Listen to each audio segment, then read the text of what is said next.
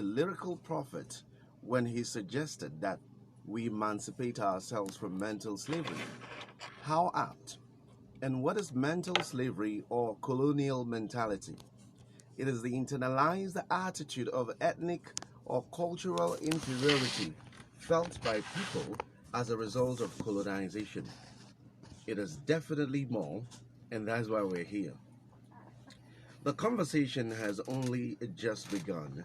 So today on the Parliament, 1st of March 2021, we'll look at the slave in all of us. Conversations on colonial mentality, which still pervades more than 60 years after independence.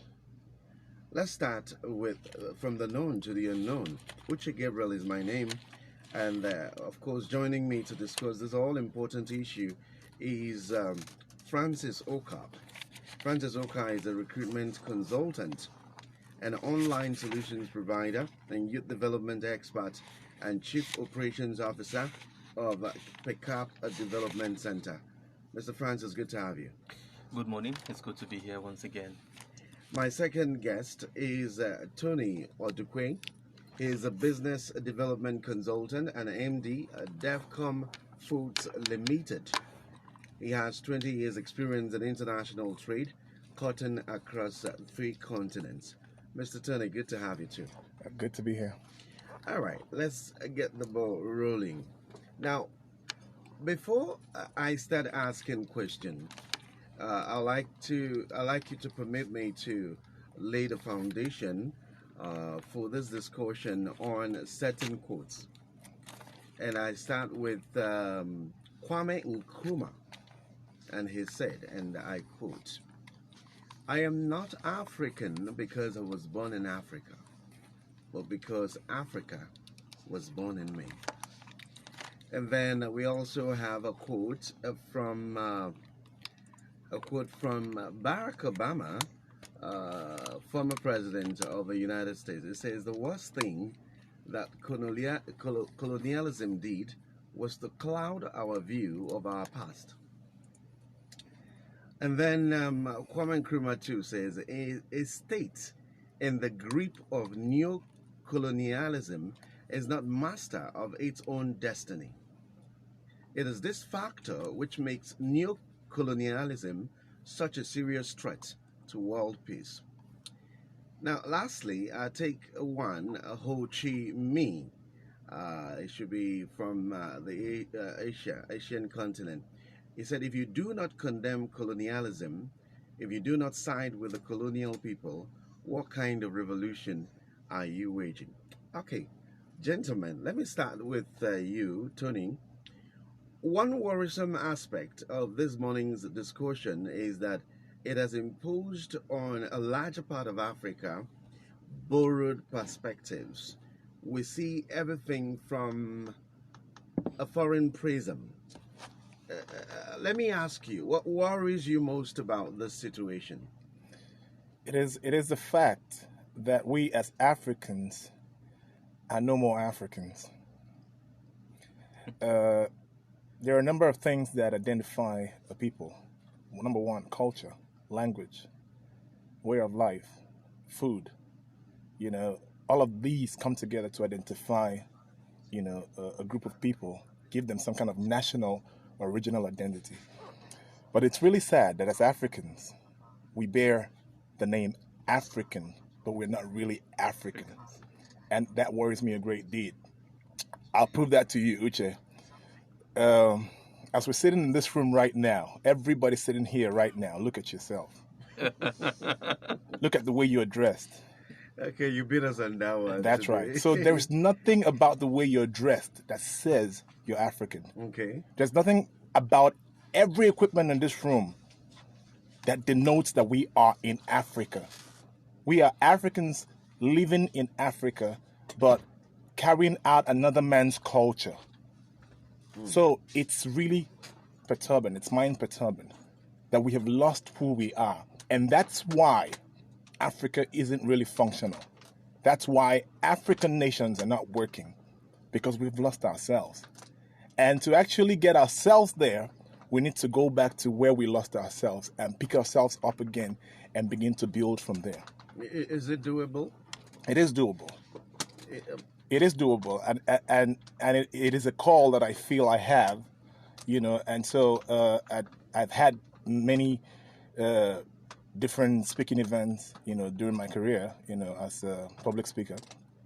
And part of what I do is before I go into the core of what I teach, I try to change mindset.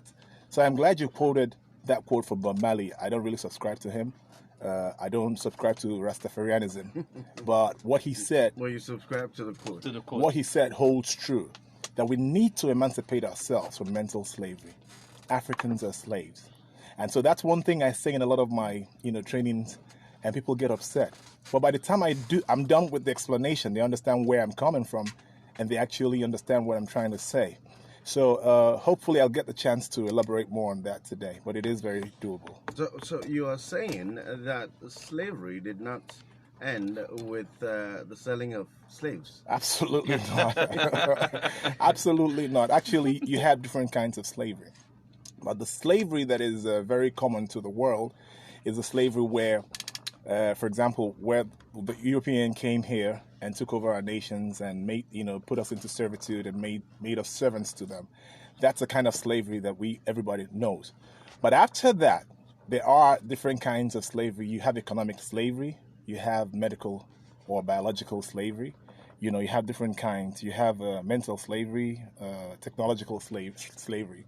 So I'll explain it this way, Uche. As we are in this room, again, every equipment here was not made by an African. Are we going to throw away the equipment? No, we don't have to. But we need to develop ours.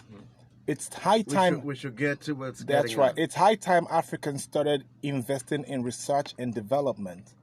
When we can do that, then we can begin to make our own.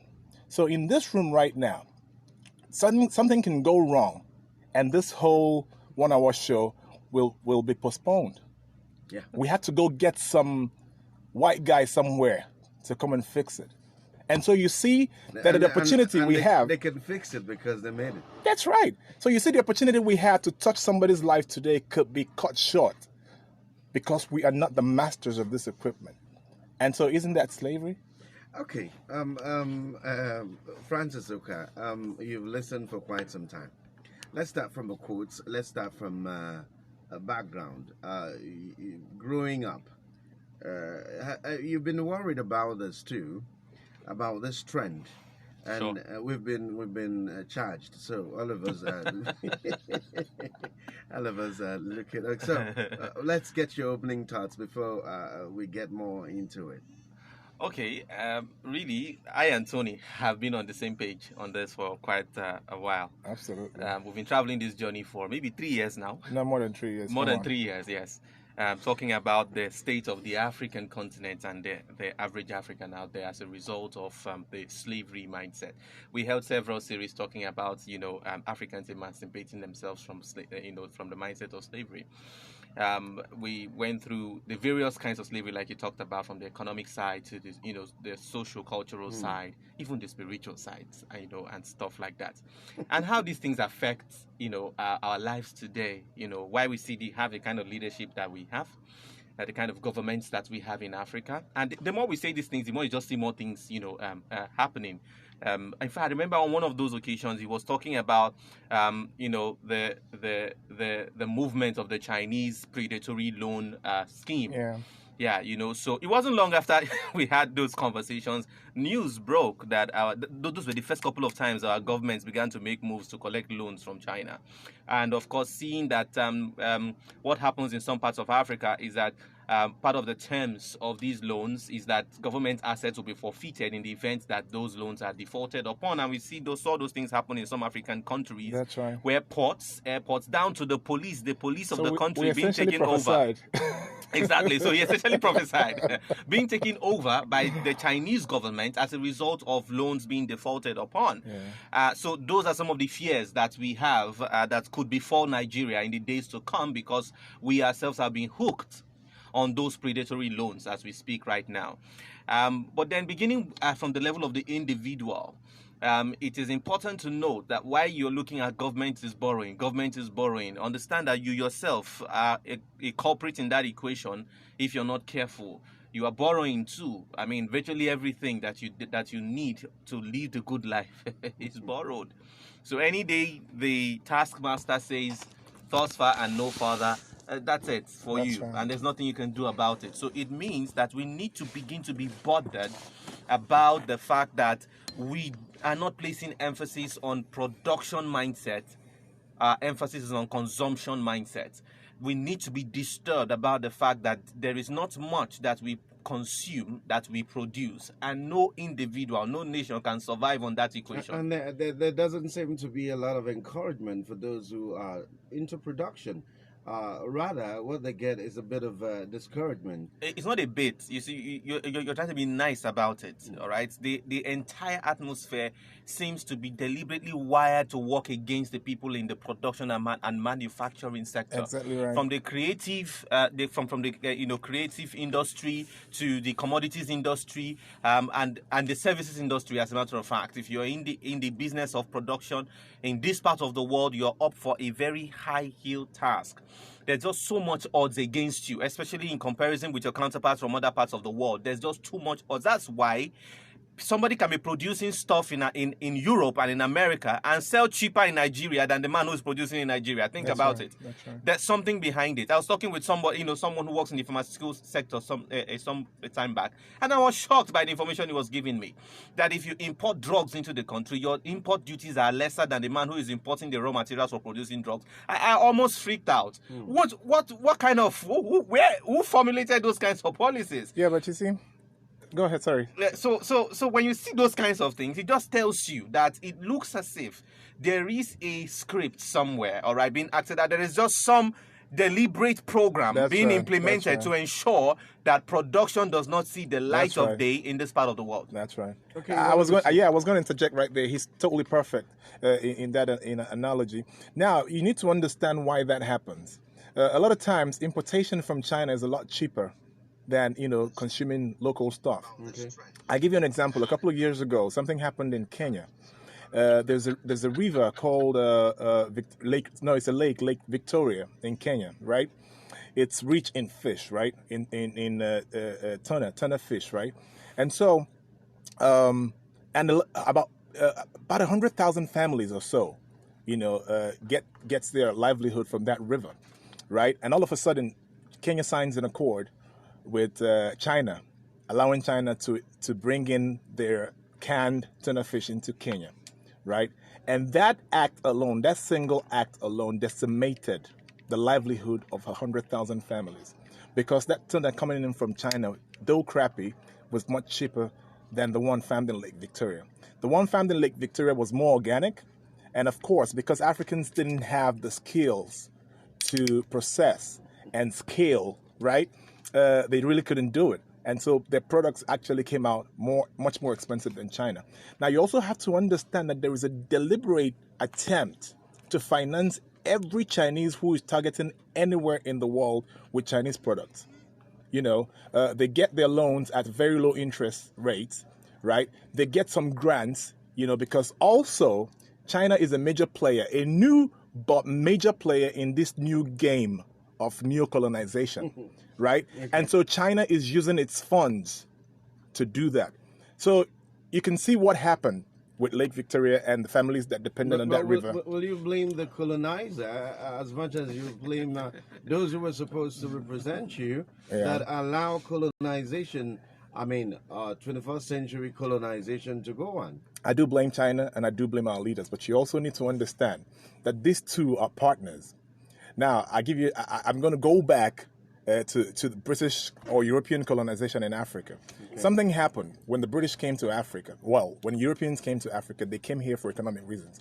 Africa was designated, an economic zone, high return on investment. And so everybody faced Africa. People started trooping here. The French came, it was the Portuguese and the Spanish first, they came here, and then the British, right? So they started fighting over Africa and Africa's resources. Now, understand that wars were fought for African countries who were seen to be very profitable. And that's why you find that a place like Lagos has that name given to it by the Portuguese. A lot of Nigerians don't know this. Okay. Lagos actually means Lagos. I speak Portuguese. Lagos in Portuguese means lagoon. So the Portuguese came here first and settled in Lagos. But the British came, overpowered them, kicked them out, and took over Lagos and changed the pronunciation to Lagos instead of Lagos. Now, you see, so it happened in different African countries. Cape Verde was under contention. Equatorial Guinea was under contention. And so that's what led to the Berlin Conference of 1918. Europeans were fighting against each other to get different parts of Africa. And so they came together and said, why are we fighting one another? We had the same goal, you know. So let's unite. Let's have an accord. So they sat down and they divided Africa. So when they divided Africa, every man took their own, sections of Africa and started doing stuff. I'm telling you this story because I want to lay a background. Now, around the 1960s, after hundreds of years of making us slaves in our own motherland, of actually taking our resources and turning us to servitude, making them money, it was zero-cost labor, okay? We were put into work and we did hard labor without being paid. I say we because of my ancestors, of course. Hard labor without pay. You did when you did. In my ancestors' loins. Yeah. Now listen. Why is China very profitable? China became very profitable because China implemented the policy of low labor cost, right? Because of the low labor cost, China could afford to produce cheaper than Europe, and so and even Japan. So China started making a lot of money on the back of that and a whole lot of other things they got right. So, but you see, at that time it was zero labor cost. We weren't paid for the jobs we did. So it happened for hundreds of years. People died. In Congo is the richest country in the world in terms of natural resources. But today, for decades, Congo has been fighting.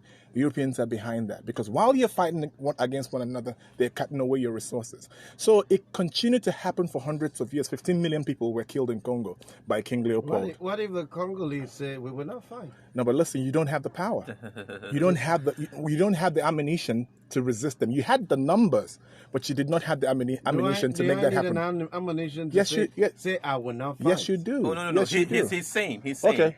What if they say we will not fight? What if they decide not to get involved in a fight? Must I fight? Oh, okay. Is that what you're talking about? Okay, yes. sorry, I didn't get you right. No, I'm not talking about fighting. No, it's difficult. It's difficult in the African scenario. I want to answer that question, but I really want to tell the tale that I had started. Exactly, because it's not that easy. You understand? That's why I wanted him to beam light on it. I need to finish the tale that I started, and then I'll answer that question. It's just time. We have. Okay, so you see, so what happened was this continued to happen, but around 1960, to cut it short, it looked like we had some kind of emancipation. A certain generation of Africans, that's the generation of Uche Gabriel of Cape Verde, Kwame Nkrumah, Zeke of Africa, kind of woke up and they're like, no, this can't go on. And so they started fighting the white man tooth and nail. So around 1960, most countries in Africa gained supposedly freedom. Because I'm not bothered about the fact that it happened. Yes. I'm bothered about the fact that there seems to be colonialism still running. I'm trying to finish that, so I'll make it quick. So supposedly we gained freedom. We called it political independence. But the white man was smarter than us. This thing was enacted. Before they ever came here, it was planned. And then they began to implement their plan. So it was that time they anticipated that eventually this time will come. So they decided we were going to move away. So they moved away, and so they turned to indirect rule.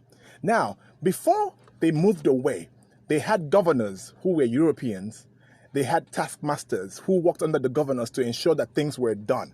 When they moved away, the taskmasters were changed by African politicians. Your brother and my sister became the white man's taxmaster's whip. And so what they did was teach these people how to be corrupt and told them that as long as you represent our interest, you'll be taken care of. So that means you can steal all the money you want from your country's coffers, and we will not bat an eye about it. Nobody's going to prosecute you. Nobody from Europe is going to say anything about it. And this is why corruption is going on today. Because as long as our politicians are corrupt, our academic systems won't work. And as long as our academic systems won't work, people will not wake up. People will not understand where their problems are coming from. And so you will be busy trying to make a living. You'll be busy trying to take care of your health. Okay? And while you're doing that, the white man is busy stealing away your oil. Uche, let me shock you. No Nigerian knows how many barrels Nigeria actually produces in a day. No Nigerian knows. Now, the thing that we quote is what the white man has given us. And nobody has actually cared enough to go find out if it's the truth. There will be another day for this, but we have a lot of grounds to cover. There is the visible, and there's the unseen on the current. The visible is often a pointer to the unseen on the current influences. Okay, let's start with one. There is too much, like you pointed out, and we are guilty as charged. There is too much Oyibo dressing in Africa. Now, some even see it as a mark of civilization. Now, why do corporate entities say you can only wear African clothes in African soil only on Fridays? No, yeah, I'd like you to respond to that. It's called programming. By the way, you're guilty. That's why I beat No you guys problem. to it. It's called programming. Okay. And you know, what you're saying is just opening up a vista of business idea for some fashion designers out there. If you're thinking like I'm thinking. It's called programming, right? For many decades. These things have been entrenched. But there's a mixture, right? If you read government in secondary school, they told you about indirect rule and policy of assimilation and association. They told you that the French use one policy of assimilation and the English used one indirect rule, and all of that. All those things are crap. Both of those things are in play, all right, in both colonies, all right, all the colonies of both world powers. Now the point is that over time, these people have made us, buy into, their culture, all right, and believe actually that how they do things is way superior to how we do things.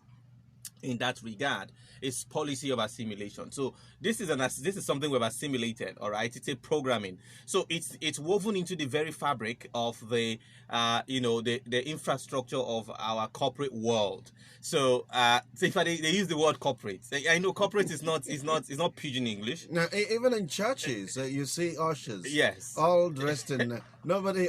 African wears are like taboo. It's that programming that is at work. So there is a sense that you look serious, you look smart when you are on corporate, right? You're responsible. You're responsible, yes.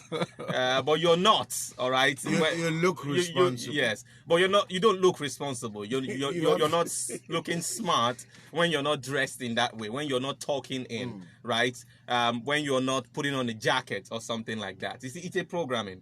Okay, so, and it's conversations like this that open our eyes, to see that something is going on that we probably have not, been taking note of.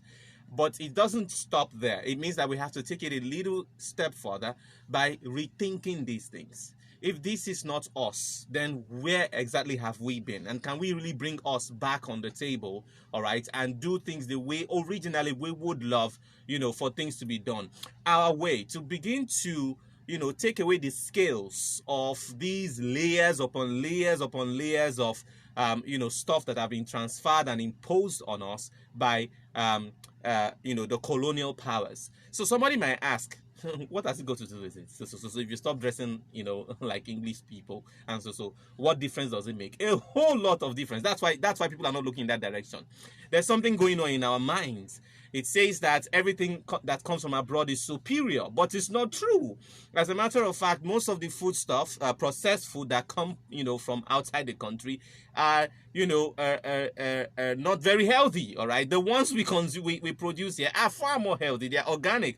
A lot of those things come from, Tony knows more about these things. A lot of those things come from what they call GMOs. GMOs, exactly. You know, these Genetically are modified organisms. modified, seedlings that are, being grown and all of that. The quality of nutrients those things produce, they can't be compared to the ones we have here because ours is still intact, all right, from nature. So what I'm trying to say there is that something in your mind tells you that if it's from abroad, it is superior. Whereas there are other things that we have that it's actually superior to those that come from abroad, but somebody will go to the market. That is why the Aba guy will produce in Aba and say made in Italy, because he knows that in your mind you will buy Italy first before you buy Aba. Now, another thing I'm bothered about is you mentioned it in your opening speech. In primary and secondary school, we were penalized for speaking our language in class. Is it not possible to indigenize our education to the point where whether it's chemistry or whatever you want to teach anybody could be taught in our indigenous vernacular? It is very possible, but it's also part of the problems that the white man's visit to Africa caused us.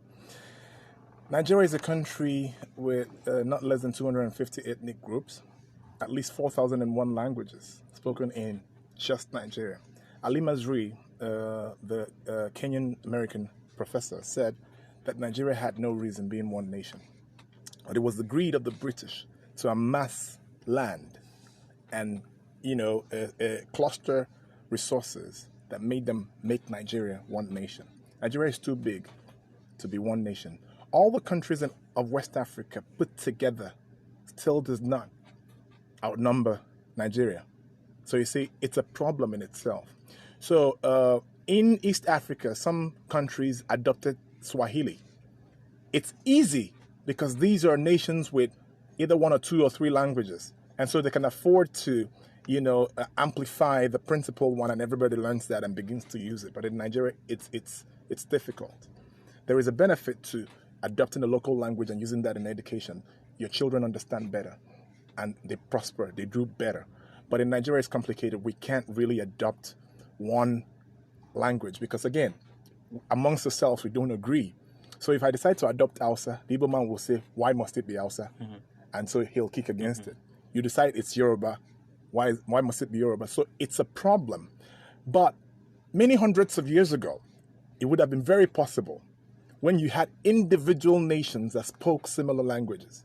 At that time, it could have been possible. The Yoruba nation existed alone before the white man came here. So he could have traded with the Igbos without exerting any kind of authority over the other, So it would have been possible at that time, but now it's not possible. Now, but Uche, you see, it's a big problem. It's also part of that big problem that I keep talking about. Now, even in our own Eastern Nigeria, where Igbo is the principal language, our people don't want to speak Igbo. It's similar to what Francis was explaining about fashion, right? Now, you're perceived as not very exposed if you speak Igbo. That's crap. I speak Igbo very well, and I'm proudly Igbo. Now, but who told you that speaking your own mother tongue has become such a taboo that you're so ashamed to speak? But by the grace of God, I've traveled around the world. That's that programming I'm talking about. Yes, mindset, rewiring of a people. Somebody told me that they were on a bus going somewhere, and then this woman had a child, and someone was talking to the child in vernacular, and you can imagine what the woman said. Let's look at that. Mental slavery. Now, I was talking about, having traveled around, and I find that the Yorubas are doing better than the Igbos and the rest of Nigeria in that regard. And I was coming to that. The question is, we were not the only ones that were colonized. There were the Yoruba. I mean, if you talk about the three predominant tribes, yes. You have the Hausa, you have the Yorubas, you have the Igbos. Yes. The Igbos seem to have been more badly affected. Yes, there's a reason. There's a reason. What was the reason? Apart from the general effects of colonization, the Igbos had a particular disadvantage that came right after the war. Yes. Before the war, that wasn't the case. Before the war, we were proudly Igbo. We dressed as Igbo people. We spoke Igbo proudly. But you see, after the war, the Igbos were now viewed as renegades. How'd you call them? how do you call them, renegades? How do you call it, them? These people that kick against, there's a word for it anyway, but we were viewed as the bad boys, right? They're Protestants or something? No, there's a name. I've forgotten, there's a word. But okay. And so something happened. We were traders. Always were traders. So before the war, Igbos were in the north, in the west, in the south, everywhere trading. So after the war, we needed to go back to those places. But because of the stigma of the war, something happened, and everybody that knew, that learned that you're Igbo, began to treat you badly. People did not want to associate with you as Igbo on the Anowan Nosala Nigeria, the Acholo Irap Nigeria. So there was a stigma attached to you being Igbo.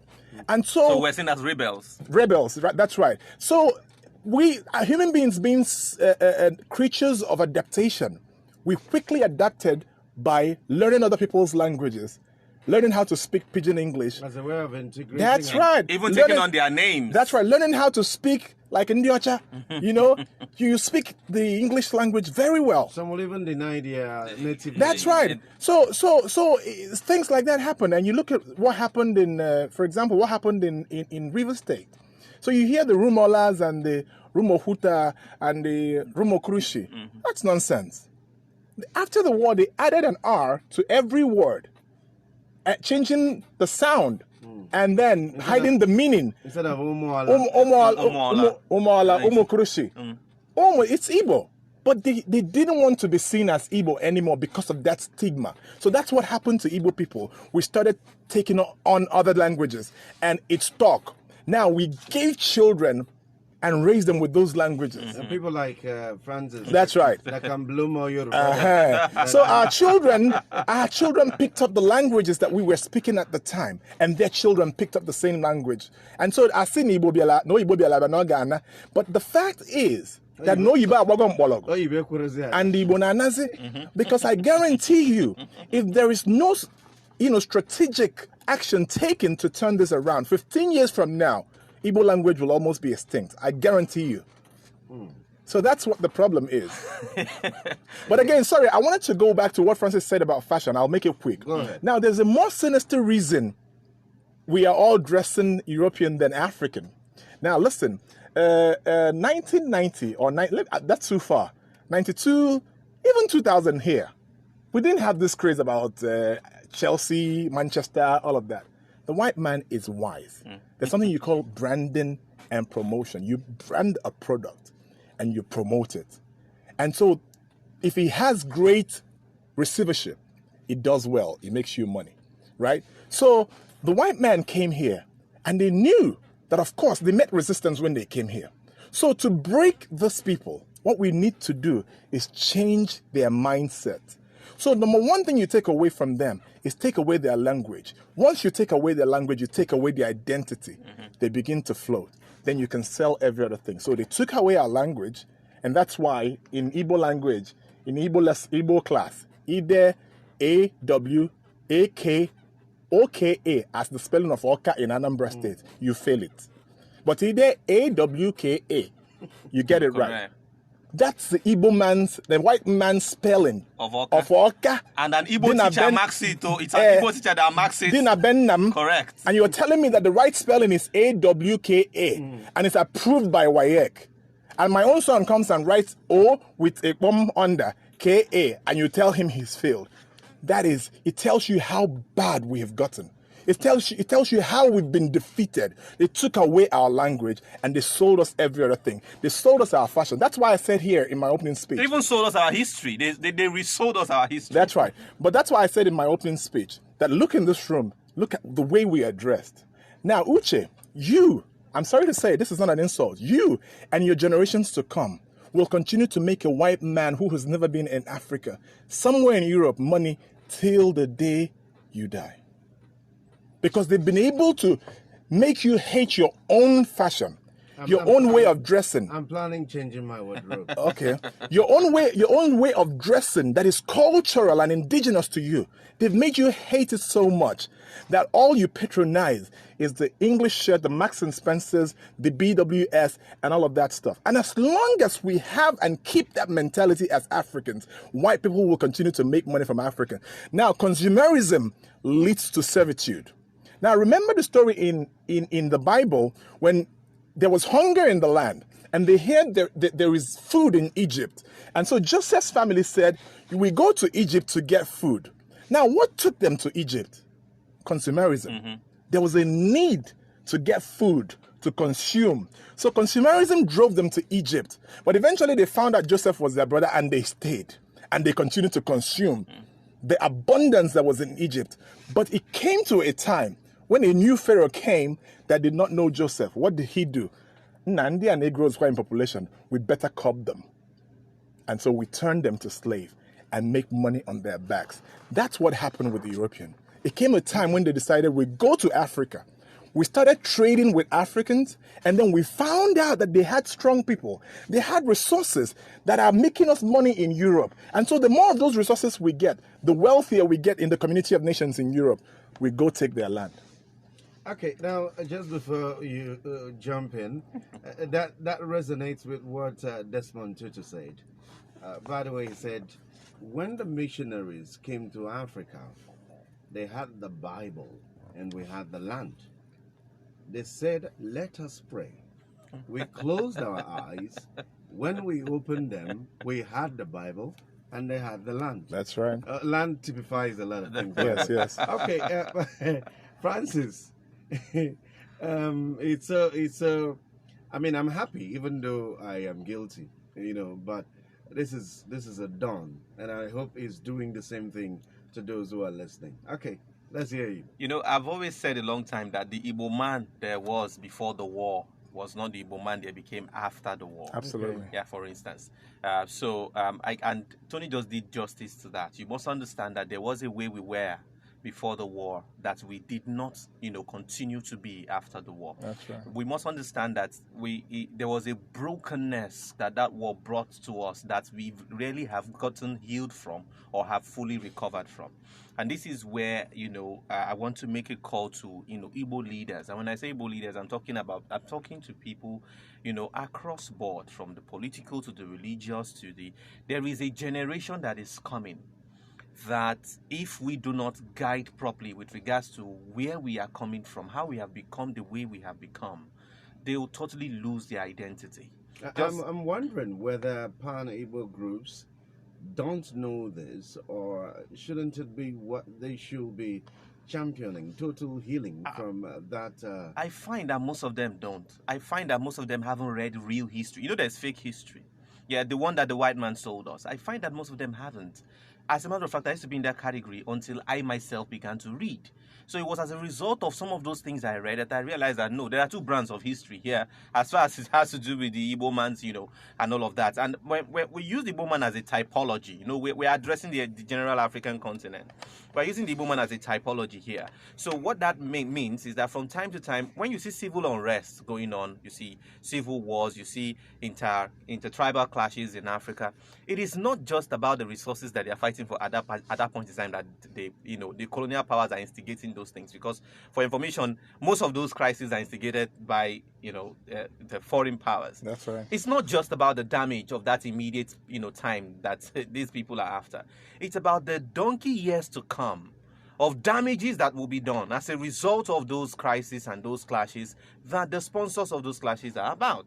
So when you put all of this in perspective, you realize that we need to take a step back and reevaluate again how we have gotten to where we are and what we must do now to move forward. And we are not the first. There are other people in some other parts of the world who have suffered what we suffered, and they did come out of those rubbles and they made progress. So we need to go ask, how did these people do what they did so that we too can replicate it and then reproduce the same result?